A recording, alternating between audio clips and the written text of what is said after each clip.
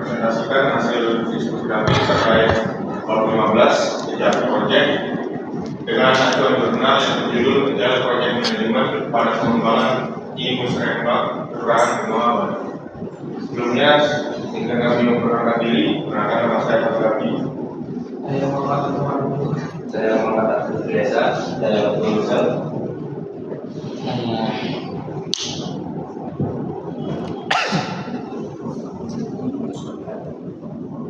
Untuk presentasi kali ini, atau pembahasannya pertama tadi pendahuluan, fungsi studi kasus jurnal, solusi dan rekomendasi. Kajian teori, pembahasan analisis dan yang pertama adalah latar belakang. Transformasi digital menuntut organisasi mengelola proyek secara lebih efektif, efisien, dan efektif. Keberhasilan proyek ini tidak lagi cukup diukur dari waktu, biaya, dan uang cukup semata, tetapi juga dari nilai tambah yang dihasilkan bagi perusahaan. Pendekatan tradisional seperti waterfall bersifat linear sehingga sulit mengakomodasi perubahan kebutuhan di tengah proyek yang berpotensi menimbulkan keterlambatan, pembengkakan biaya, dan ketidaksesuaian hasil. Sebagai respon, Agile Project Management berkembang dengan mengedepankan fleksibilitas, kolaborasi, dan kemampuan beradaptasi melalui pendekatan iteratif. Incremental. Jackson and Gray membahas TPM atau Agile Project Management pada chapter 15 tentang Scrum, Kanban, XP, hingga Electric. Studi kasus yang dipilih mengembangkan Musrembang Kelurahan pada Benoa Bali. Bahwa pembagian proyek dalam 4 sprint selama 8 minggu mampu meningkatkan efektivitas pengembangan sistem pemerintahan. Terus kenapa Agile? Karena kebutuhan pengguna berubah dinamis, terlebih pada proyek pemerintahan yang melibatkan banyak stakeholder. Terus adanya waterfall linear yang sulit mengakomodasi perubahan tanpa mengulang tahapan. Agile menekankan iterasi, evaluasi berkala, dan umpan balik berkelanjutan. Terbukti mempercepat penyampaian hasil dan menekan risiko kegagalan proyek. Selanjutnya ada Scrum, Powerboard, 3 bulan pertama.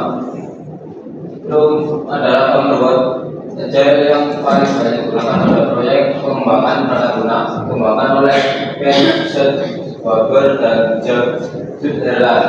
Scrum memungkinkan tim bekerja kolaboratif secara iteratif dan implemental. Bagi pekerja ke dalam beberapa sprint agar hasil kerja dapat dievaluasi dan disempurnakan berkelanjutan. Larson dan Gray menjelaskan Scrum sebagai pendekatan yang meningkatkan fleksibilitas, transparansi, dan kemampuan tim merespon perubahan kebutuhan pelanggan. Pertama ada Project Owner, bertanggung jawab memaksimalkan nilai produk, menentukan visi produk, menyusun dan mengelola produk backlog, menetapkan prioritas pekerjaan, serta menjadi penghubung antara stakeholder dan tim pengembang. Yang kedua, Scrum Master, fasilitator yang memastikan tim memahami dan menerapkan prinsip Scrum secara benar, menghilangkan impediment, memfasilitasi setiap kegiatan Scrum, berperan sebagai servant leader dan pengendali tim.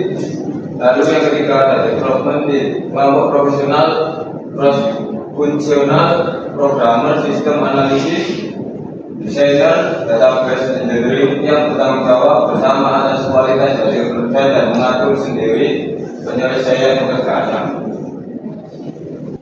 Dan ada kelebihan dan kekurangan dari penelitian jurnal ini. Kelebihannya yaitu penelitian ini membuktikan bahwa pendekatan Agile mampu menyelesaikan proyek dalam waktu relatif singkat, yaitu 56 hari melalui 4 sprint. Keterlibatan stakeholder juga membuat kebutuhan pengguna terakomodasi lebih baik. Evaluasi menunjukkan aplikasi meningkat efisiensi administrasi, mempercepat rekapitulasi data dari 3 hari menjadi sekitar 1 jam, kemudian serta meningkatkan transparansi pengelolaan data usulan masyarakat. Penelitian ini membuktikan bahwa Agile efektif diterapkan pada proyek digitalisasi layanan pemerintahan tidak hanya di perusahaan pradaguna. Untuk keterbatasan penelitian ini yaitu tadi hanya dilakukan pada satu objek penelitian sehingga hasilnya belum dapat digeneralisasikan ke instansi pemerintah lain. Penelitian juga belum membandingkan efektivitas berjalan dengan metode lain seperti waterfall atau debriefing project management, sehingga belum diketahui metode paling sesuai untuk kondisi tertentu. Pembahasan lebih berfokus pada proses pengembangan dan penerimaan pengguna, sementara aspek manajemen proyek lain, analisis biaya, manajemen risiko, dan evaluasi jangka panjang belum dibahas secara lebih dalam. Selanjutnya pada pembahasan dan analisis, mengapa bukan XP atau bukan dalam analisis pemilihan framework. Yang pertama, stream programming atau XP.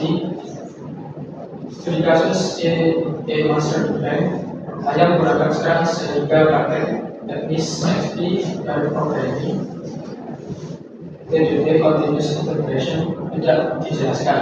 Pemilihan Scrum dinilai tepat karena fokus penelitian pada pengelolaan proyek, bukan praktik teknis pengembangan perangkat lunak.